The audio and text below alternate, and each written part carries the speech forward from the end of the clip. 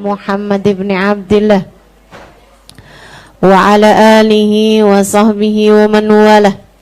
Subhanaka la ilma lana illa ma 'allamtana innaka antal alimul hakim. Rabbi shrah li sadri wa yassir li amri wahlul 'uqdatan min lisani yafqahu qawli, amma ba'du. Alhamdulillah, ibu-ibu, kakak-kakak, adik-adik, saudaraku sekalian saya muliakan. Saya hanya akan berpesan dengan beberapa pesanan. Ya, saya hanya akan pesankan untukmu beberapa pesan yang harus saya sampaikan, terutamanya di awal kajian semacam ini, untuk mengingatkanmu kembali. Saya tahu semuanya udah pada tahu, cuman memang kita manusia nih, mahallul khata' wan nisyan, tempat salah, tempat lupa. Dulu kita nggak tahu, dikasih tahu, udah dikasih tahu, sekarang lupa. Itu penyakit kita kan. Makanya saya ingatkan kembali untuk beberapa pesan dan 4 hal yang saya harus sampaikan kepadamu. Pesan yang pertama, benerin niat, lurusin niat. Teman-teman sekalian, apa-apa itu tergantung niat. Kita ini akan diberi sesuai dengan niat. Begitu kata baginda kita Nabi besar Muhammad sallallahu alaihi wasallam, innamal a'malu binniyat. Innamal a'malu binniyat. Segala perbuatan tergantung dari niatnya. Wa innama likulli imri'in ma nawa. Setiap orang akan diberi sesuai dengan niatnya. Saya ingat dulu, tahun pertama saya tinggal di kota Hadramaut. Ini saya ceritakan di buku Bidadari Bumi pertama tentang urusan niat ini ya. Saya pernah satu waktu, abang saya itu pindah rumah. Jadi rumah yang kita kontrak berdua waktu itu cukup dekat dengan Daruzahra, sekitar 400-500an meter ya. Darul Mustafa sekitar 600an meter. Itu naik kontrakannya, naik biaya kontraknya, sehingga kami harus pindah rumah. Karena ya biasalah, anak kos-kosan kan uangnya terbatas. Jadi kita harus pindah rumah. Abang saya cari-cari rumah, alhamdulillah dapet tuh rumah. Rumahnya enak banget, bersih banget, baru rumahnya. Ada di atas masjid. Jadi di sana itu kalau bangun masjid, bangun juga sarana penghasilan buat masjid. Gitu, biasanya bangun masjid, terus di sampingnya masjid ada pertokoan yang dikontrakkan, biayanya, maksudnya ada uangnya yang orang kontrak itu buat jalannya masjid, buat kebutuhannya masjid. Makanya di sana jarang ada masjid yang minta sumbangan. Kayak nggak ada gitu masjid yang minta sumbangan. Rata-rata masjidnya yang kaya. Masjid tuh hampir semuanya punya kulkas air dingin dispenser. Masjid itu di sana hampir semuanya punya air panas buat manasin air kalau musim dingin itu ya. Dan airnya nggak pernah kekurangan. Jadi orang-orang itu malahan kalau kekurangan air itu bisa datang ke masjid buat minta air di sana gitu. Jadi masjidnya memang kaya-kaya gitu. Di saat orang-orang belum punya AC, masjidnya udah pada punya AC. Jadi memang seperti itu. Nah, ada orang bangun masjid namanya Masjid bin Syihab. Dibangun di sampingnya, di atas toiletnya masjid yang jumlahnya ada sekitar 12 atau 15 toilet, itu dibangun rumah buat kontrakan gitu. Di sekitarnya belum ada rumah. Jadi itu rumah enak banget, dan saya nggak pernah kekurangan toilet buat tamu. Banyak banget toiletnya. Dan itu teman-teman sekalian, harganya sangat murah, malahan tuh kayak setengah dibayarin gitu sama orangnya gitu ya, kayak hampir gratis bayarnya itu. Karena dia kepengen ada yang nempatin rumah tersebut untuk bisa ngidupin, matiin lampunya masjid, sama buat adzan di masjid tersebut untuk beberapa waktu adzan. Abang saya nggak keberatan, kami pun sewa di situ. Masalahnya cuman jauh. Kita pindah lagi musim panas. Musim panas di sana tuh 50 lebih derajat Celcius. Orang-orang Petamburan, Tanah Abang yang suka bilang, nih kayaknya neraka bocor nih. Kamu belum tahu rasanya tinggal di negeri Arab pas lagi musim panas. Ya, itu benar-benar tuh. Teman saya bilang kayak ikan dalam presto. Kita tahu rasanya jadi bandeng di presto. Ketemu dinding panas, ketemu lantai panas, ketemu atap panas, ketemu angin panas, semuanya serba panas. Kita pindah di saat seperti itu. Jauh lebih dari 1 kilometer. Jadi kalau saya pagi hari suka berangkat ke Daruz Zahra itu 1 kilo, pulangnya lagi 1 kilo, ntar sore saya datang lagi ke Daruz Zahra 1 kilo, pulangnya lagi 1 kilo. Satu hari saya bisa jalan 4 kilometer. Itu sebabnya kenapa di Indonesia saya males jalan. Jatah jalan saya udah saya habisin di Tarim ya. Masya Allah. Bersama dengan itu jalannya naik turun bukit karena memang belum banyak rumah-rumahan, jadi belum ada jalan yang landai. Saya naik turun bukit setiap kali. Itu teman-teman, kamu bisa bayangkan sebuah tempat ya, pegunungan sekarang sih udah mulai rame. Kemarin terakhir saya datang ke sana tahun 2022, itu udah sangat-sangat rame tempatnya ya, udah banyak rumah-rumah. Tapi waktu saya tinggal di sana, depan saya itu bukit atau gunung ya itu ya. Di bawahnya itu ada gua tempat ibadahnya orang. Kebayang nggak? Kayak zaman tahun berapa gitu? Ma'badnya orang-orang masih ada. Itu kalau malam saya suka liatin ada lampu gitu. Di dalam gua tersebut isinya orang lagi ibadah, berkholwat di gua tersebut itu. Kan kayak tinggal di zaman kapan tahu ya, masih ketemu orang kholwat gitu. Subhanallah. Satu hari di awal-awal saya pindah ke sana gitu kan, pagi hari itu saya berangkat ke Daruz Zahra. Saya lewatin jalan panas banget. Udah panasnya di sana tuh bukan panas keringetan, kayak panas depan api tuh loh rasanya. Kayak gitu. Saya lagi jalan gitu kan, sambil langkahan banyak banget nih. Saya mikir, wah nih saya biar jalan saya manfaat nih, saya mesti ada yang saya kerjain nih. Saya terus mikir, saya tinggal di tempat yang jauh kayak begini nih, tiap hari pergi ke Daruz Zahra, apa nih yang bikinnya jadi tambah naik? Saya ingat hadisnya Nabi Muhammad SAW, wa innama likulli imri'in manawa. Setiap orang akan diberi sesuai dengan niatnya. Jadilah saya mulai menghitung niat, apa aja nih yang bisa saya niatkan. Saya niat mau nuntut ilmu ke Daruz Zahra biar Allah kasih ilmu kepada saya yang bermanfaat, ilmu yang bisa tambah kenal sama Allah, ilmu yang bikin saya tambah kenal sama Rasulullah, ilmu yang bikin saya tambah kenal sama ajaran agama Islam. Saya niatkan juga untuk ilmu yang saya punya itu saya ajarkan. Saya ajarkan kepada orang lain, saya akan ajarkan kepada orang lain. Biar bisa terhitung khidmah kepada Allah, khidmah agama Allah, khidmah agamanya Rasulullah, ikutin jalannya Nabi Muhammad, ikutin jalannya orang-orang soleh, ikutin jalannya perempuan-perempuan solehah, ikutin jalannya Sayyidah Khadijah, ikutin jalannya Sayyidah Fatimah. Saya jalan segini jauhnya, ingat dulu Sayyidah Fatimah juga jalan jauh, Sayyidah Khadijah apalagi jalan jauh buat ketemuin Nabi Muhammad, naik ke Gua Hira. Saya minta biar dapat berkah perjalanan orang-orang solehah, perjalanan orang-orang soleh buat nuntut ilmu. Saya minta sama Allah setiap langkahan jadi penggugur dosa saya. Saya minta sama Allah setiap langkahan jadi penutup aib-aib saya.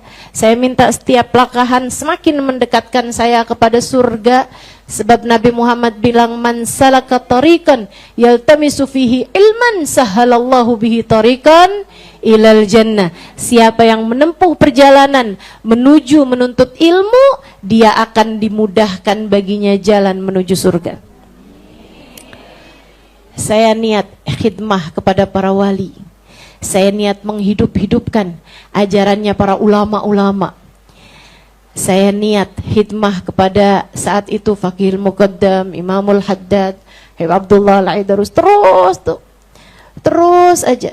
Saya niat. Saya bilang ilmu yang saya dapat nanti akan saya ajarkan kepada orang-orang di negeri saya. Biar semuanya juga pada ngerti jalan menuju Allah. Biar semuanya pada kenal Nabi Muhammad sallallahu alaihi wasallam. Biar banyak orang semakin kenal para wali-walinya Allah Subhanahu wa taala. Saya terus tuh nyebutin niat-niatan yang terfikir pada saya saat itu. Udahan agak setengah perjalanan, ada orang lagi nyapu rumah, perempuan lagi nyapu halaman belakang rumahnya. Perempuan tersebut kemudian panggil saya, "Ya Bunaya Ta'ali, ya Bunaya Ta'ali."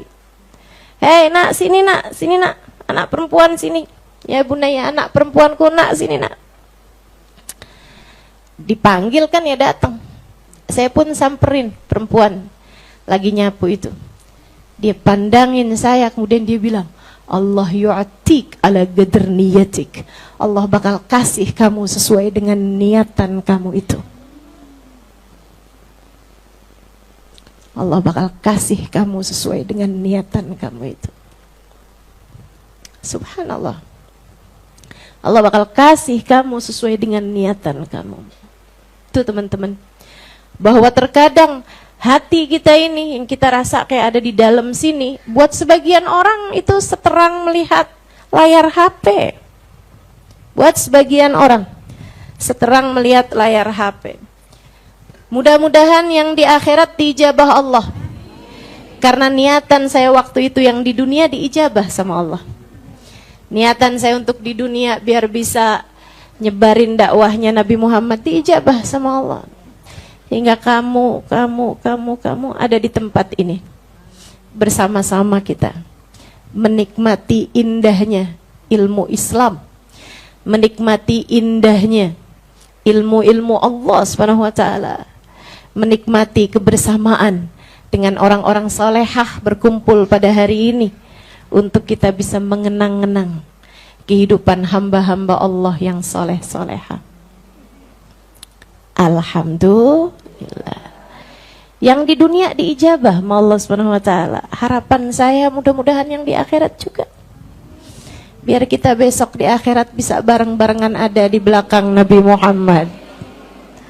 Bisa ikut jalannya Nabi Muhammad, masuk surga di belakang Nabi Muhammad. Amin ya rabbal alamin.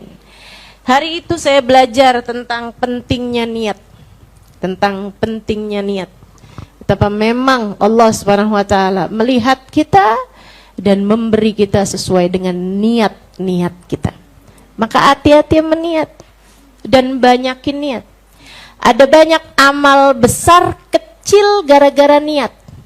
Ada banyak amal kecil jadi gede dengan berkat niat. Dan Habib Umar bin Hafid bilang, perbedaan antara kita sama wali selain daripada bersihnya hati adalah dari banyaknya niat. Perbedaan kita sama para wali. Mereka itu minum pakai niat, makan pakai niat, ngeliat orang lain pakai niat. Pakai niat. Dulu Rasulullah ngelihat umatnya, ya Allah, saya niat memandang umat Nabi Muhammad seperti niatnya Nabi Muhammad memandang umatnya. Pakai niat.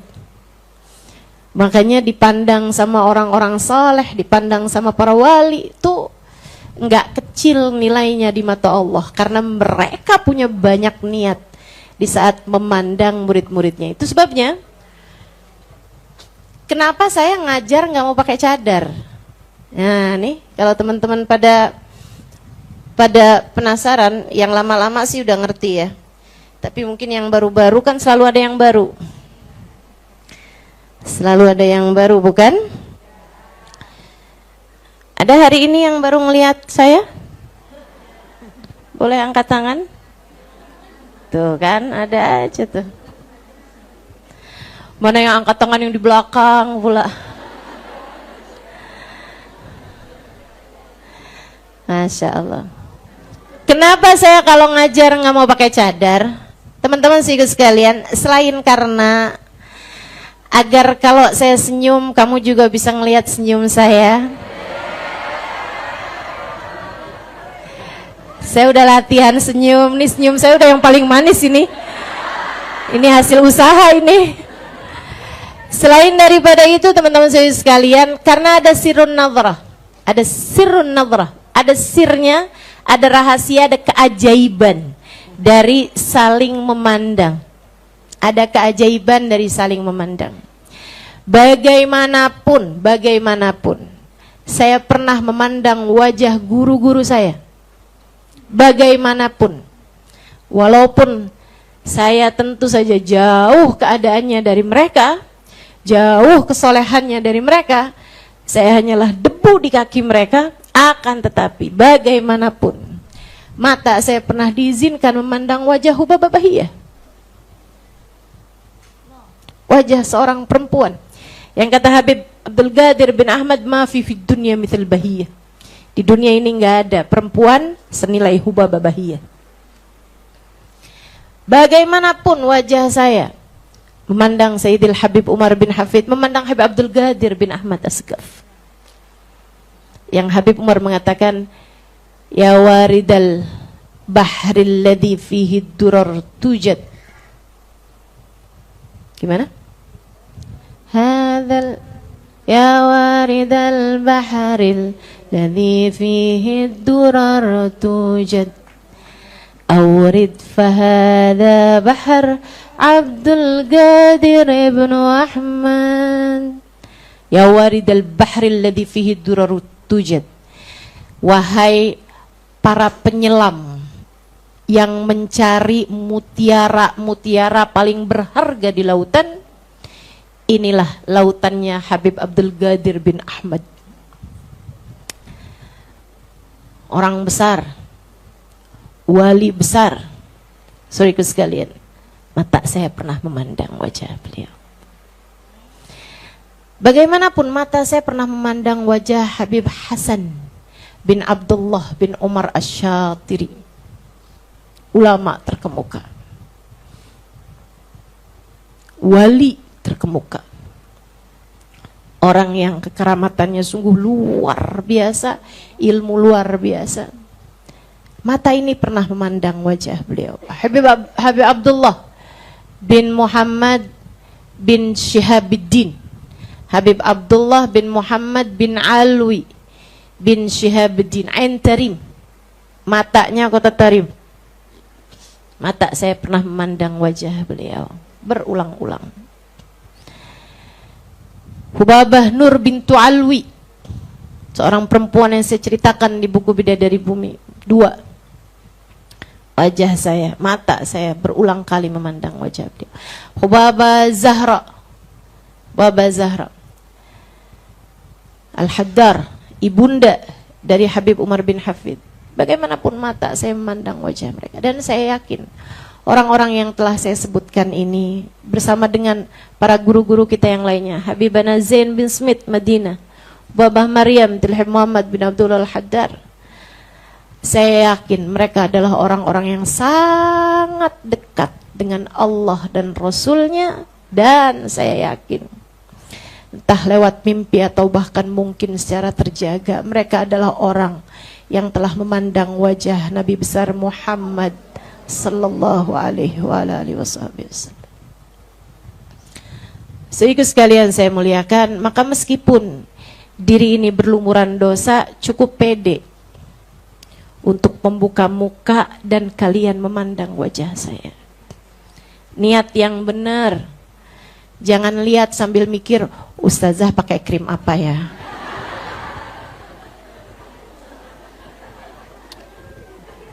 Ustazah lipstiknya warnanya cantik. Beli di mana ya? Ya ampun, ya ampun. Saya yakin sih kamu-kamu nggak kayak begitu. Cuman saya sampein aja gitu kan. Niat. Ustazah Halimah udah lihat guru-gurunya orang-orang mulia, memandang wajah orang-orang punya nilai di sisi Allah Subhanahu wa taala. Saya juga mau mandang Ustazah Halimah biar sambung pandangannya. Itu sebabnya saya nggak pakai cadar. Karena sekaligus juga saya juga kepengen memandang wajah-wajahmu juga. Saya sarankan kamu untuk jangan pakai cadar depan saya. Lah ngapain?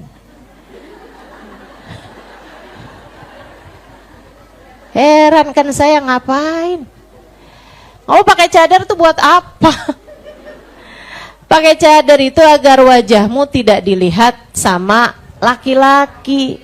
Lah di sini kan perempuan semua, saya malah justru jadi curiga. Kalau nggak mau buka cadar, jangan-jangan di balik cadarnya berkumis. Jadi di majelis-majelis kita biarkan ada sirrun nadrah.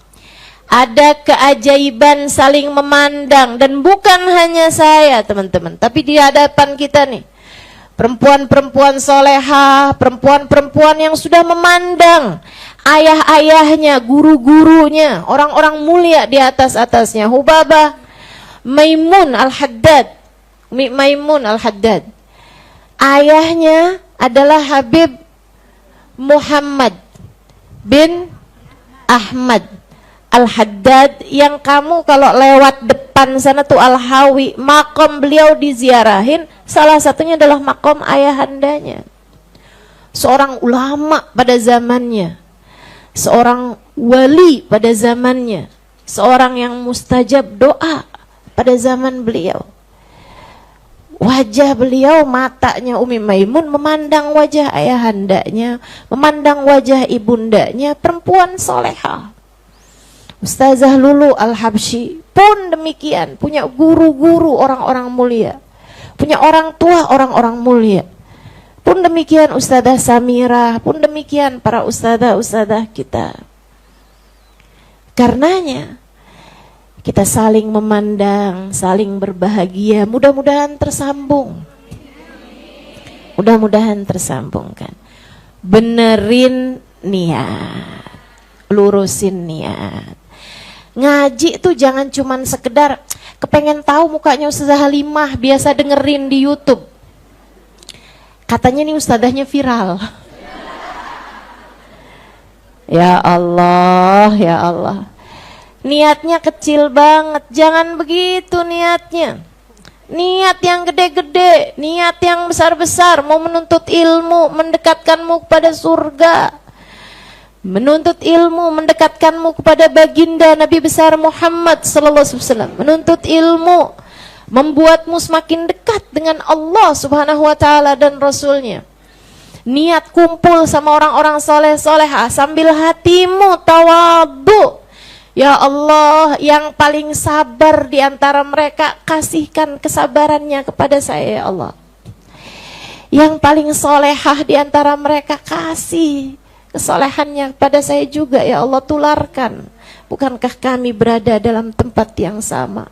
Ya Allah, mau istiqomah tahajud susah banget. Ya Allah, di antara sini banyak yang sudah istiqomah tahajud. Ya Allah, karuniakan kepada saya keistiqomahan mereka. Bukankah kami berada di tempat yang sama? Gitu. Niat. Bahkan bukan cuman buat dirimu teman-teman, tapi niatkan juga buat anak-anakmu. Kenapa ada banyak anaknya wali yang jadi wali? Kenapa ada banyak anaknya ulama jadi ulama? Itu karena kesolehan niat dari orang-orang tuanya. Dari mulai hamil udah diniatin, nih anak biar jadi ulama, nih anak biar jadi penerus dakwahnya Nabi Muhammad. Sesuai Allah kasih sesuai dengan niatnya.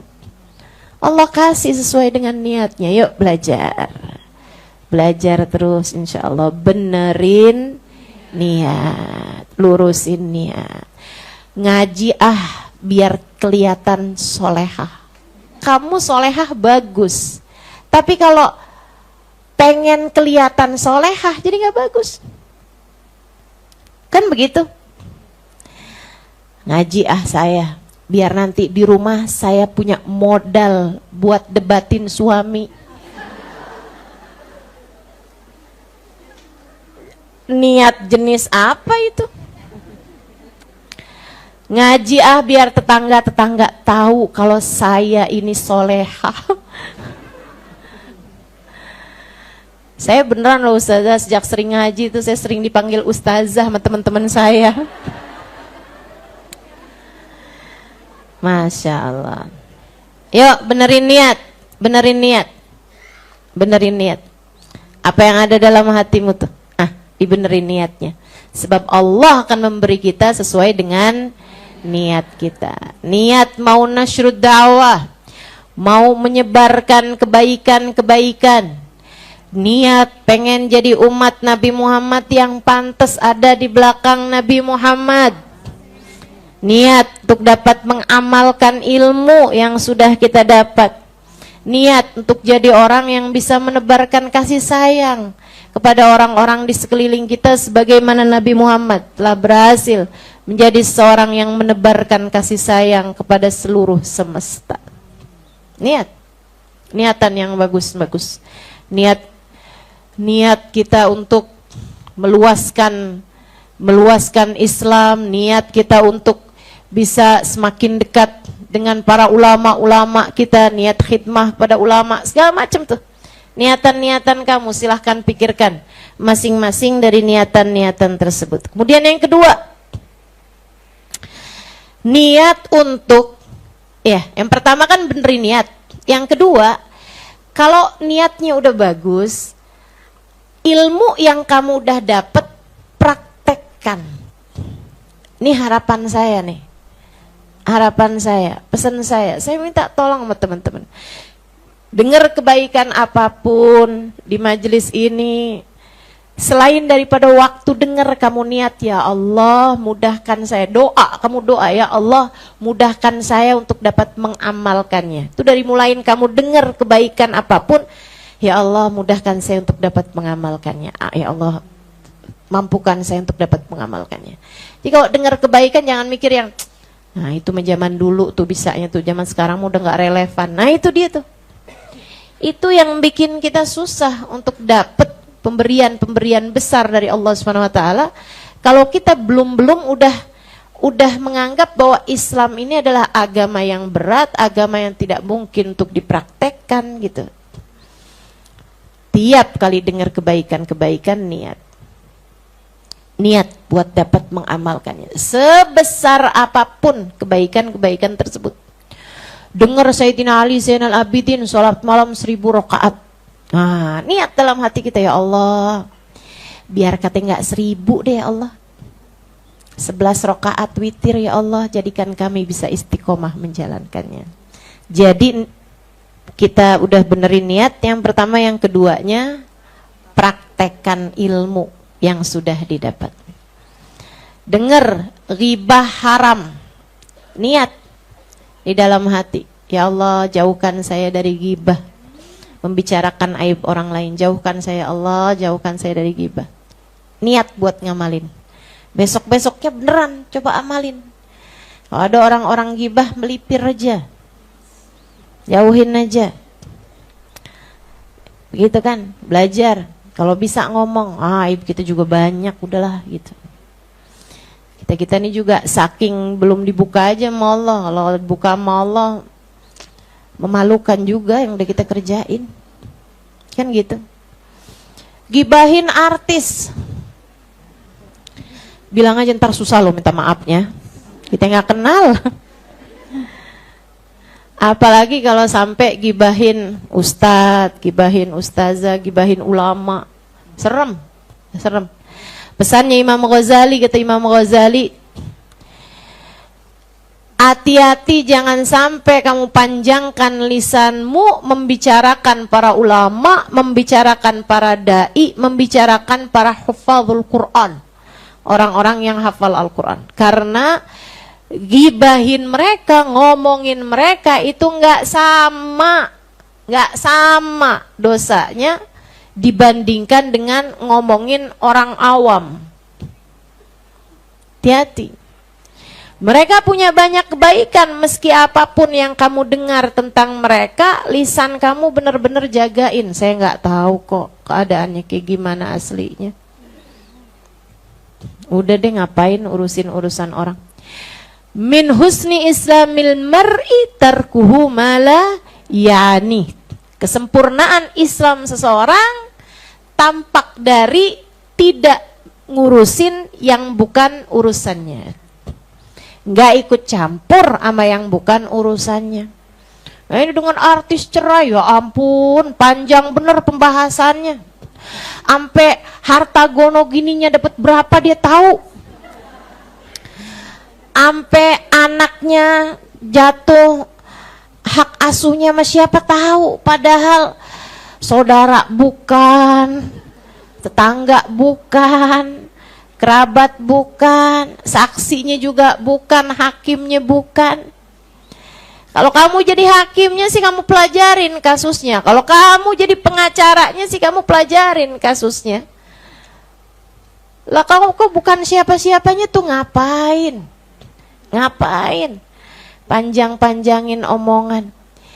Terus kita nggak usah tahu gitu Ustazah kasus yang sedang terjadi. Ya sekedar tahu. Sekedar tahu gitu aja udah. Yang bagus-bagus kita doain, semoga Allah tambahkan. Yang buruk-buruk kita doain, semoga Allah Subhanahu wa taala ampuni dia dan ampuni kita. Udah gitu aja, sekedar tahu kasusnya. Ya Bu ya? Sekedar tahu kasusnya, ini kan pembelajaran semua nih dalam hidup nih. Ada polisi yang begini, ya kan? Ada anak pejabat yang begini, sekedar tahu aja gitu. Gak usah sampai kamu dalem-dalemin. Ambil pelajarannya, kemudian berjalanlah di atas muka bumi sebagai hamba Allah Subhanahu wa ta'ala. Yang kata Allah, wa idza marru bil lagwi marru kirama. Apabila mereka melewati ucapan-ucapan yang tidak bermanfaat, mereka akan lewat dalam keadaan terhormat. Nggak ikut-ikutan campur sama keburukan-keburukan, hal-hal yang tidak bermanfaat tersebut. Praktekan ilmunya. Apapun, banyak banget yang udah kita pelajari di majelis ini teman-teman. Ucapan-ucapannya Habib Abdullah Al-Haddad yang saya nasihatkan kepadamu untuk setidaknya jangan tinggalkan sholawat ketika bangun tidur 10 kali, ketika mau tidur 10 kali. Diamalkan apa enggak tuh? Diamalkan gitu. Lupa Ustazah. Lupanya udah berapa lama? 6 bulan. Ya itu bukan lupa namanya, emang gak niat buat ngamalin. Lupa tuh semalam, 2 malam ketiduran gitu, gak apa-apa. Yuk belajar buat ngamalin. Insya Allah. Ini juga perbedaan antara kita sama para wali. Ini keistiqomahan. Sahibul kitab Bughyatul Mustarsyidin Habib Abdurrahman Al-Masyhur alaihi ridwanallah. Itu teman-teman saudaraku sekalian, beliau selalu mengerjakan sholat sunnah ba'diyah isya, membaca alif lam mim sajdah di rakaat pertama dan tabarakal muluk di rakaat kedua. Itu sih ringan menurut saya dapat mengerjakannya. Akan tetapi yang tidak dapat saya kerjakan adalah bahwa beliau mengamalkan hal itu 40 tahun masa hidupnya. Jadi dari umur 20 tahunan gitu misalnya, dia udah amalkan itu, nggak tinggal sampai beliau meninggal dunia. Keren banget kan? Ngamalin ilmunya tuh emang bener-bener gitu. Ilmu yang diamalkan terus dikerjakan. Istiqomah. Beliau juga jadi imam sekaligus yang adzan di Masjid Asgaf. Masjid Asgaf yang ada di Kota Tarim sana. 25 tahun masa hidupnya nggak pernah tinggal. Emang nggak pernah sakit? Ya pernah. Emang nggak pernah gitu beliau lagi lemes gitu? Ya pernah. Emang beliau nggak pernah gitu lagi ada kemalangan, ada keluarganya yang meninggal? Ya pernah. Tapi semua hal-hal yang terjadi itu tidak membuat beliau lepas dari keistiqomahan yang beliau lakukan. Ini para kekasih-kasih Allah Subhanahu wa taala gigih dalam istiqomah mengamalkan ilmu. Habib Muhammad bin Abdullah Al-Haddar, Habib Umar bin Hafid pernah mengatakan tentang beliau, gurunya Habib Umar, ayahanda Habib Umar, ayahandanya Hubabah Nur dan Hubabah Maryam. Kemarin yang kita kedatangan namanya Hubabah Syarifah, nah itu juga merupakan salah satu anak beliau. Itu teman-teman punya anak banyak manfaat semua, jadi ulama semua, luar biasa Habib Muhammad bin Abdullah Al-Haddar. Habib Umar bin Hafid menceritakan tentang salah satu ucapan Habib Muhammad bin Abdullah Al-Haddar, "Mundu araftu nafsi ma taraktu salatal jamaah wala fatatni takbiratul ihramil imam." Sejak saya kenal diri saya sebelum balik, dari umur 10 tahunan, 11 tahunan, itu orang udah kenal dirinya, pengen ngerjain apa. Sejak hari itu dia bilang, sejak umur 10 tahunan saya kenal diri saya, sampai saat ini tidak sekalipun saya mengerjakan sholat tidak berjamaah. Semua sholat saya dari sejak umur 10 tahun sampai sekarang selalu saya kerjakan dengan berjamaah, dan saya tidak pernah tertinggal takbiratul ihramnya imam. Seumur hidup nggak pernah tinggal sholat jamaah, nggak pernah tertinggal mendapati takbiratul ihramnya imam kalau nggak beliau sendiri yang jadi imam. Oh, jadi makmum pun nggak pernah tinggal takbiratul ihramnya imam, artinya nggak pernah jadi makmum masbuk. Selalu jadi imam yang saat qomat itu sudah ada di tempat situ gitu. Itu teman-teman, kalau kamu kerjakan 1, 2, 3, 4, 5 hari masih gampang. Tapi 40 hari, 4 bulan, 1 tahun, 4 tahun, 40 tahun, nggak ada yang bisa ngerjain selain kekasih-kekasih Allah. Belajar buat istiqomah. Apa yang kamu bisa deh, sholat duha jangan tinggalin biar kata 2 rakaat. Sholat witir sebelum tidur 3 rakaat jangan ditinggalin. Istiqomah ngerjain.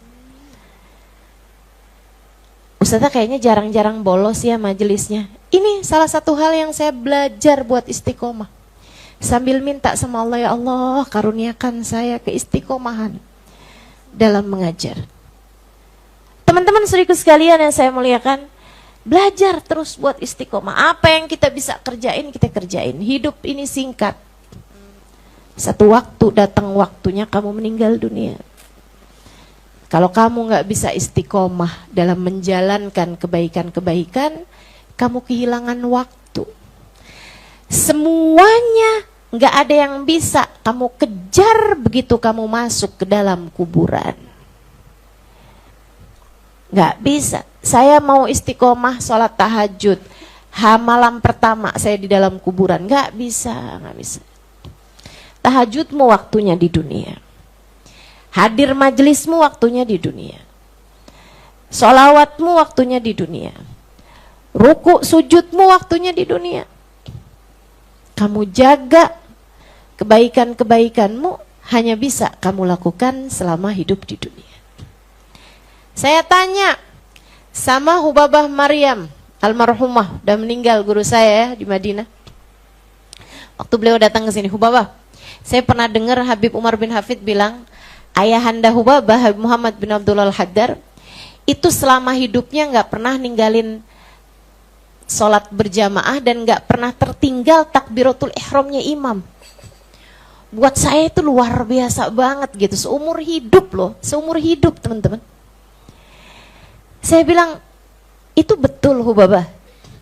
Kata Hubabah, iya betul Halimah, apa yang kamu herankan? Dia bilang, jangankan ayah saya, Habib Zain bin Smith, sampai saat ini beliau masih ada di atas muka bumi. Kita doakan semakin panjang umurnya, kita doakan biar bahagia hidupnya, sehat badannya, biar beliau betah semakin lama hidup di atas muka bumi ini, insyaallah. Amin, amin ya rabbal alamin.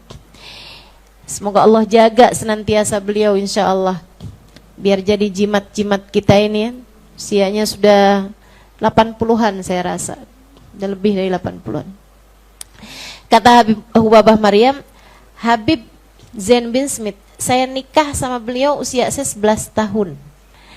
Habib Zainnya usianya 27 tahun. Dan saya sekarang menikah sama beliau nih udah hampir 50-an tahun Halimah. Kata Hubama Maryam, tidak ada satu sholat pun beliau sholatkan dengan sendirian. Semua sholatnya berjamaah dan tidak tertinggal takbiratul ihramnya Imam. Dan sejak saya nikah sama beliau sampai saat ini, tidak pernah ada satu malam pun yang beliau tertinggal dari sholat tahajudnya. Seumur hidup. Gak pernah ninggal tahajud. Bagaimana kabarnya dengan dirimu? Kalau nggak mulai mempraktekkan ilmu, mau kapan ilmu itu kamu praktekkan? Belajar, praktekin ilmu. Sesedikit apapun ilmu kamu dapat. Teman-teman saya sekalian, jangan makan berdiri. Jangan minum berdiri. Jangan pegang makanan, minuman dengan tangan kiri. Pegangnya pakai tangan kanan. Yang istiqomah jalaninnya. Jangan kali-kali deh, nggak apa-apa kali. Kondangan kagak ada kursi. Habis mau gimana dong, kan lapar kita. Belajar buat istiqomah jalanin perintah Allah Ta'ala. Praktekkan ilmu dengan istiqomah, insya Allah. Yang ketiga teman-teman sekalian, nih, dalam urusan menuntut ilmu pun juga dalam urusan yang lain-lainnya, saya pesankan kepadamu untuk jaga adab. Jaga adab. Sebagai orang yang hadir di majelis ilmu, jaga adab. Jangan sibuk selfie. Tulisannya indahnya majelis. Tapi kamu selfie-nya di majelis. Itu kan nggak jalanin adabnya gitu. Apa yang jadi adabnya itu harus kamu jalanin. Saya ingatkan kisahnya Habib Hasan. Abang saya dulu istiqomah. Abang saya sewaktu di Tarim suka hadir majelisnya Habib Hasan. Beliau punya majelis di Masjid Jami'. Jadi itu masjid paling besar di sana, Masjid Jami'. Nah itu yang ngajar di situ tuh selalu orang yang dianggap ya tetuanya Tarim lah gitu. Di masa hidupnya Habib Hasan, yang pegang majelis tersebut adalah Habib Hasan bin Abdullah bin Umar Syatiri. Bahkan Habib Umar sekalipun hadir di majelis tersebut kalau beliau sedang lapang waktunya. Satu waktu Habib Hasan ini tiba-tiba, itu yang hadir majelisnya ribuan orang teman-teman. Orang setarim tuh hadir semuanya. Majelis tersebut santri-santri itu semua pada hadir di majelisnya Habib Hasan ini. Setiap hari Jumat sore, pada asar. Satu waktu, masjidnya besar nih ya, Masjid Jami', ribuan orang nampungnya. Beliau ambil siwak kemudian dilemparkan, disebutin namanya. Misalnya gitu ya, Ahmad bin Salim Al-Idrus, misal gitu, disebutin namanya. Dan memang pas tuh sisi waktu nyampenya ke beliau, padahal jaraknya sangat jauh sekali. Beliau bilang gitu, "Leish tadkurillah wa anta fi majlisi." Ngapain kamu zikir di majelis saya sekarang? Zikir loh ini, zikir, pegang tasbih, zikiran sambil dengerin Habib Hasan. Dia bilang, la anta minal jalisin wala anta minal dzakirin. Kamu kalau ngerjain kayak begitu tuh, ini Habib Hasan bisa lihat nih dengan pandangan kewaliannya, padahal jarak jauh dan padahal orang itu yang nggak terlalu kelihatan juga, itu dilempar pakai siwak, sebutin namanya, kemudian disampaikan, kenapa kamu berzikir di majelis kami? Kamu kalau ngerjain itu, kamu tidak termasuk di antara orang yang berzikir karena waktunya nggak pas. Sekarang waktunya hadir di majelis ilmu, dan kamu juga nggak dianggap sebagai orang yang duduk di majelis ilmu karena kamu punya kesibukan yang lain. Ini kesibukan berzikir. Gimana kalau kesibukan check out Shopee?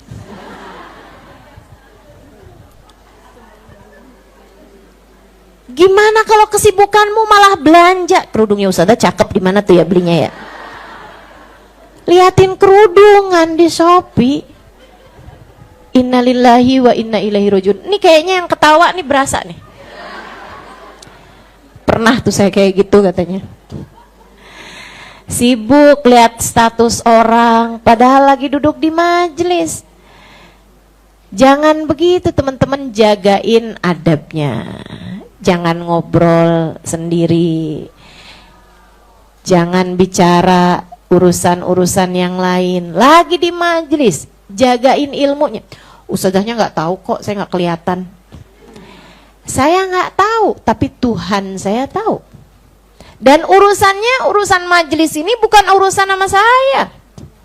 Saya nggak urusan saya adalah mengajar dan menyampaikan ilmu. Urusan kamu menerima ilmu, Allah akan kasih sesuai dengan adabmu juga, selain daripada sesuai dengan niatmu. Kata guru saya Sayyidil Habib Umar bin Hafid, al-madad ala gadril adab. Kata beliau, madad yang Allah SWT berikan, karunia yang Allah SWT berikan sesuai dengan adab kamu di dalam majelis tersebut. Jadi jagain adab di dalam majelis-majelis kita. Mudah-mudahan Allah karuniakan seindah-indah adab insyaallah. Imam Syafi'i mengatakan, saya di saat duduk di majelisnya Imam Malik, buka lembaran kitab aja hati-hati. Buka lembaran kitab nih, pelan-pelan banget. Pelan-pelan banget. Kenapa gitu? Hatta la ijal Imam Malik, sehingga saya tidak merusak konsentrasinya Imam Malik. Saudara sekalian yang saya muliakan, Imam Malik sendiri, beliau pernah lagi baca hadisnya Nabi Muhammad SAW, tiba-tiba mukanya berubah, tapi hadisnya panjang nih, mukanya berubah merah, terus habis itu kayak hitam gitu mukanya. Orang-orang heran aja, nih kenapa nih Imam Malik nih? Tapi beliau terus melanjutkan hadisnya Nabi Muhammad SAW sampai selesai hadisnya. Wallahu a'lam bishawab, beliau berdiri kala jengking keluar dari bajunya. Ditanya, sejak kapan kala jengking ini menggigitmu wahai Imam?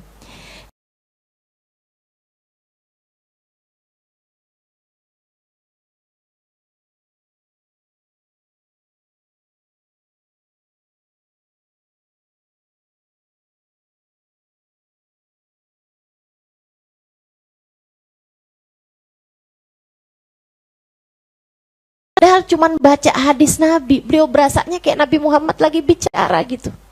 Enggak sopan, enggak adab, saya mutusin ucapannya Nabi Muhammad alaihissalam, sehingga saya teruskan meskipun digigit kala jengking. Adab, adab. Mereka nih, para kasih Allah SWT, mereka punya adab yang luar biasa dalam menuntut ilmu, karenanya Allah karuniakan juga ilmu yang luar biasa. Ilmu yang jadi cahaya, memandu mereka dan memandu umat untuk bisa melewati kehidupan di atas muka bumi ini dengan cara yang terbaiknya. Mudah-mudahan kita tidak terhalang dari kualian-kualian dari para ulama-ulama kita insyaallah, dari keberkahan mereka semuanya. Amin ya rabbal.